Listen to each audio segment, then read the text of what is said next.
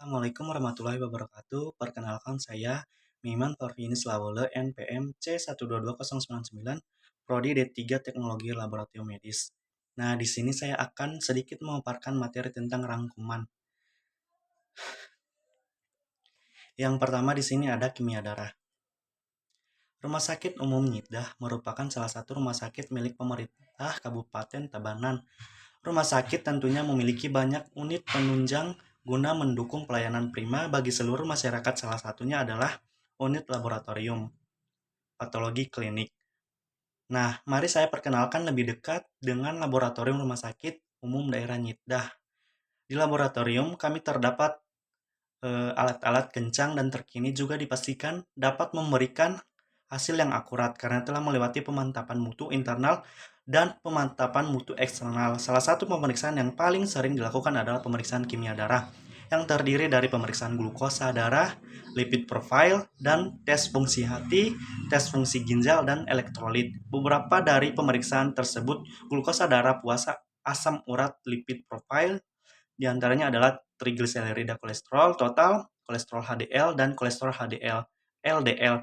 Memiliki syarat-syarat khusus yang harus dilaksanakan sebelum menjalani pemeriksaan. Yang pertama adalah lakukan puasa 10-12 jam, sebaiknya dimulai dari malam hari sebelum melakukan pengambilan spesimen darah pasien.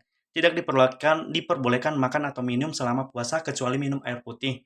Masih diperbolehkan, sedangkan untuk susu, kopi, teh, air gula, bahkan permen sangat dilarang karena kita harus puasa karena kandungan gizi dalam makanan dan minuman yang Bapak Ibu konsumsi akan diserap ke dalam aliran darah dan dapat memberikan dampak langsung pada tingkat glukosa darah, lemak, dan besi. Dengan puasa minimal selama 10-12 jam akan mengurangi variabilitas substansi tersebut dan juga variabilitas substansi lain dalam darah. Hal ini memastikan agar hasil pemeriksaan tidak dipengaruhi oleh konsumsi makanan dan minuman. Terakhir, dan dapat diinterpretasikan dengan benar oleh dokter, syarat yang kedua adalah untuk pemeriksaan spesimen darah. Tidak diperkenankan minum obat selama 24 jam sebelum pengambilan darah, tetapi bila ada obat yang disarankan oleh dokter tidak dihentikan, mohon diinformasikan pada petugas laboratorium kami ketika melakukan pengambilan darah di laboratorium Rumah Sakit Bundara Yuda. Petugas kami akan menanyakan beberapa hal terkait informasi yang perlukan. Mohon didengarkan dengan baik, kemudian dijawab dengan jujur, sehingga Bapak dan Ibu dapat membantu kami dalam memberikan pelayanan yang tepat dan cepat. Bila terdapat kesalahan informasi atau identitas, jangan ragu untuk menyampaikan pada petugas kami, sehingga dapat dilakukan perbaikan data Bapak dan Ibu. Seluruh proses ini merupakan tahap pra-analitik atau tahap awal sebelum pemeriksaan kimia. Di proses di ruang laboratorium kami, seluruh proses ini juga sangat berpengaruh terhadap hasil akhir laboratorium, sehingga kami sangat berharap data dan Bapak dan Ibu dapat memahaminya. Kami tentu siap memberikan pelayanan prima dengan sepenuh hati agar Bapak dan Ibu tetap nyaman menerima layanan di rumah sakit kami tercinta. Terima kasih atas kunjungan Bapak dan Ibu di Unit Laboratorium. Semoga Bapak dan Ibu sehat selalu. Nah, kedua, uri analisis. Pada video kali ini kita akan membahas tentang pengujian kandungan urin. Urin normal memiliki ciri-ciri berwarna kuning pucat sampai jernih, lalu tidak mengandung endapan, tidak memiliki protein glukosa, aseton, memiliki pH berkisar 5-8, volume urin normal berkisar 400-2000 ml per hari. Nah, pada video kali ini pengujian urin akan kita lakukan menggunakan urin strip. Nah, pada urin strip ini terdapat 10 parameter: leukosit nitrit, urinobilinogen, protein, pH, darah, spesifik gravity, keton, bilirubin, dan glukosa. Cara penggunaannya yaitu strip dicelupkan ke dalam urin, lalu dikeringkan beberapa saat, tunggu sampai mengering. Atau analisis urin dapat dilihat dari perubahan warna yang terjadi pada strip test. Nah, parameter yang pertama yaitu parameter leukosit. Terdapat warna yang mirip yaitu pada bar kedua. Anda disimpulkan bahwa leukosit yang terkandung dalam urin tersebut sekitar 70 leukosit per mililiter.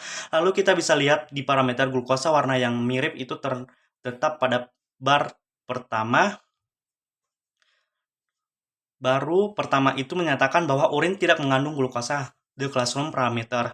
Dikerjakan, jangan lupa catat hasil dan disimpulkan urin tersebut sehat atau tidak.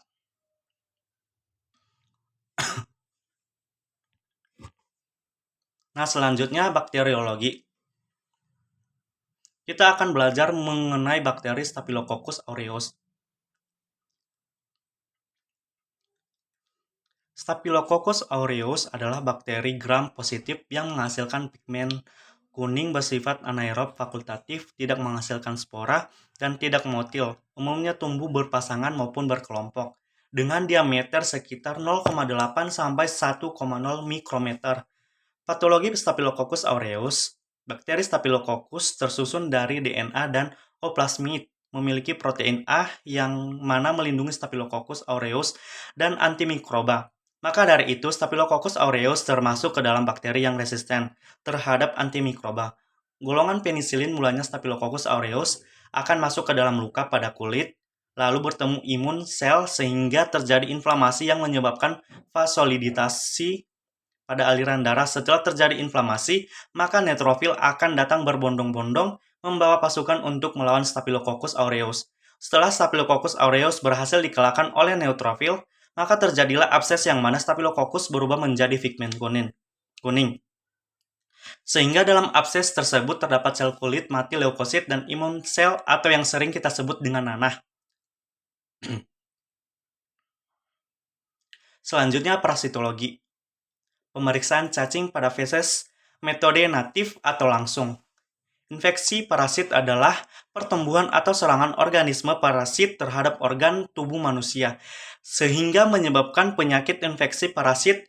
Biasanya terjadi karena organisme tersebut masuk ke dalam melalui mulut, atau parasit yang masuk melalui mulut dan tertelan dapat bertahan di dalam khusus atau membuat lubang dalam dinding usus sehingga menyerang organ lain. Prinsip kerjanya yaitu eosin memberikan latar belakang merah terhadap telur yang berwarna kekuning-kuningan dan untuk lebih jelas memisahkan feses dengan kotoran yang ada. Alat pemeriksanya adalah objek gelas, pipet tetes, deglas, tisu, tusuk gigi, dan mikroskop. Untuk bahan pemeriksanya adalah sampel yaitu feses, eosin 1-2% dan alkohol 70%. Langkah pertama yaitu ambil feses, letakkan di objek gelas. Kedua, teteskan 1 tetes eosin 1-2% pada objek gelas. Ketiga, homogenkan menggunakan tusuk gigi. Keempat, tutup dengan deglas. Lakukan pengamatan di bawah mikroskop. Dan kebetulan ditemukan cacing Trichomonas vaginalis bentuk oval ukuran 7-30 mikrometer, memiliki flagela. Selanjutnya, hematologi.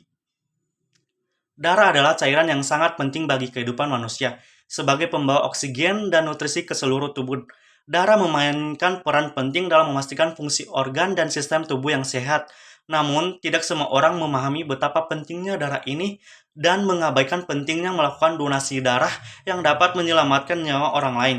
Jika ingin mengetahui kondisi darah manusia, maka kita harus cek darah ke laboratorium, yaitu dengan cek darah rutin atau darah lengkap.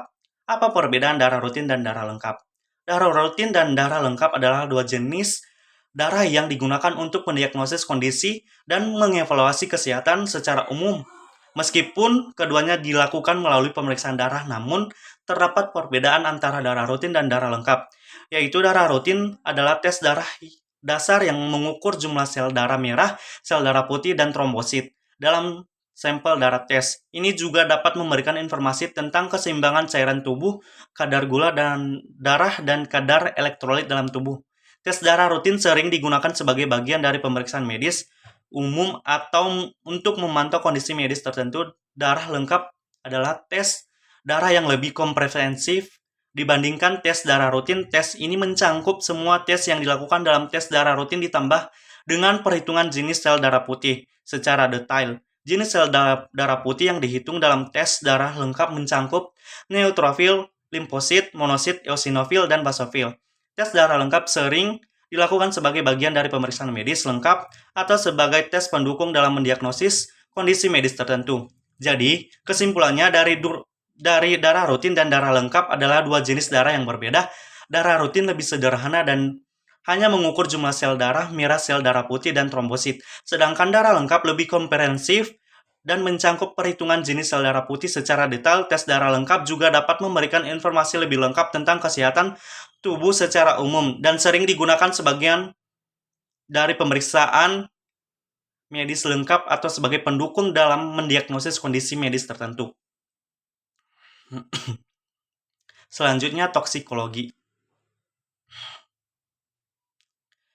Di sini saya akan menjelaskan mengenai mata kuliah toksikologi klinik tentang analisis racun. Analisis racun merupakan suatu proses menganalisa zat kimia dan atau racun terhadap mekanisme biologis suatu organisme. Racun sendiri merupakan senyawa yang berpotensi menimbulkan atau memberikan efek yang berbahaya terhadap suatu organisme.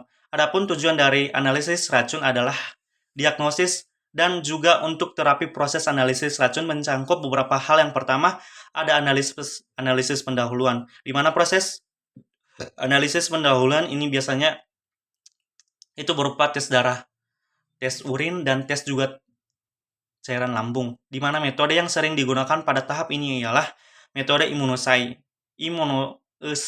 Yang kedua ialah analisis lanjutan, di mana pada tahap analisis lanjutan ini dilakukan untuk memastikan apabila terjadi suatu yang dugaan. Metode yang sering digunakan ialah metode KIT atau spektroskopi. Setiap melakukan analisis racun biasanya dilakukan beberapa tahap. Ada tahap pra-analitik, analitik, dan post-analitik. Yang pertama ialah tahap pra-analitik, di mana pada tahap ini mencakup jumlah sampel yang apakah mencukupi atau tidak. Kemudian wadah yang digunakan harus bersifat inert, di mana inert sendiri artinya tidak ada reaksi. Dan yang terakhir ialah transportasi yang aman. Tahap yang kedua adalah tahap analitik, di mana pada tahap ini kita harus memperhatikan bahwa prosedur-prosedur yang digunakan itu sudah tervalidasi. Dan tahap yang terakhir ialah post-analitik atau pasca-analitik, di mana pada tahap post-analitik ini kita harus melihat bagaimana mekanisme pelaporan dan juga interpretasi hasil. Adapun beberapa sumber kesalahan yang umumnya timbul pada saat melakukan analisis. Yang pertama adalah kesalahan teknis, di mana kesalahan teknis ini yang sering terjadi ialah mengenai prosedur analisis, metode analisis, serta akurasi dan presisi instrumentasi. Yang kedua ialah tataran biologis, di mana kesalahan yang sering terjadi pada tataran biologis ini biasanya ini waktu pengambilan sampelnya. Dan yang terakhir ialah tataran nosologi, di mana tataran nosologi ini kesalahan yang sering terjadi itu seperti kesalahan dalam pengelompokan suatu penyakit. Di dalam proses analisis racun biasanya itu digunakan beberapa bahan pengawet. Adapun bahan pengawet yang sering digunakan dalam analisis racun, misalnya yang pertama itu adalah alkohol 95%, dan ada juga natrium fluorida, kemudian ada juga merkuri nitrat. Mungkin sekian yang bisa saya sampaikan. Terima kasih.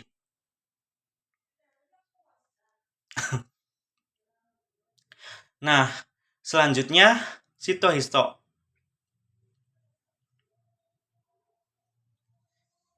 Di sini saya akan menjelaskan tentang laboratorium patologi anatomi. Patologi anatomi merupakan laboratorium klinis khusus untuk memeriksa jaringan atau carian tubuh, umumnya berbasis perubahan makroskopis dan mikroskopis, berperan dalam diagnosis preventif, evaluasi terapi, dan prediksi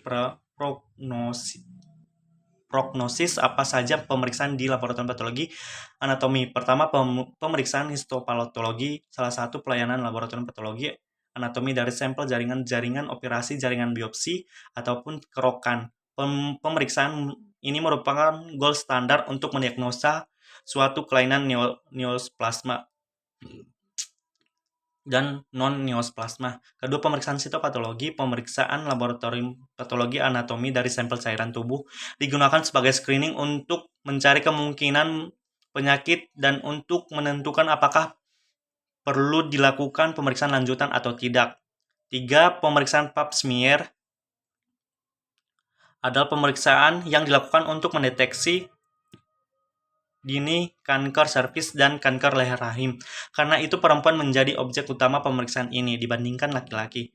Keempat, pemeriksaan frozen section, potong kuku atau frozen section atau virus scope adalah salah satu pemeriksaan dari patologi anatomi yang bertujuan untuk mendiagnosis lesi secara cepat saat pasien berada di atas meja operasi. Kelima, pemeriksaan histokimia merupakan salah satu promosesan laboratorium pada pelayanan patologi anatomi yang memiliki peran membantu menegakkan diagnosis suatu penyakit dengan cara berbagi ulasan yang berbasis reaksi kimia dalam jaringan untuk menentukan kandungan jenis senyawa kimia dalam sel dan jaringan. 6. Pemeriksaan imunohistokimia merupakan cabang ilmu patologi anatomi dalam menegakkan diagnosis suatu penyakit dengan menggunakan metode deteksi protein dari sel atau jaringan melalui teknik imunofluoresensi.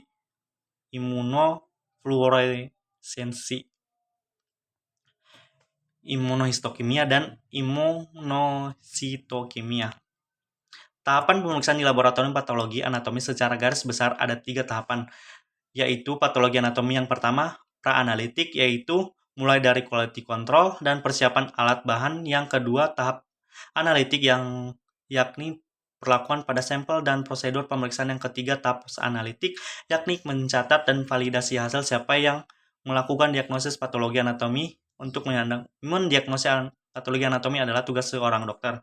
Spesialis patologi anatomi, ahli patologi adalah praktisi medis spesialis yang bertanggung jawab untuk memeriksa perubahan jaringan darah serta cairan tubuh lainnya. Fasilitas laboratorium patologi anatomi (RSPP).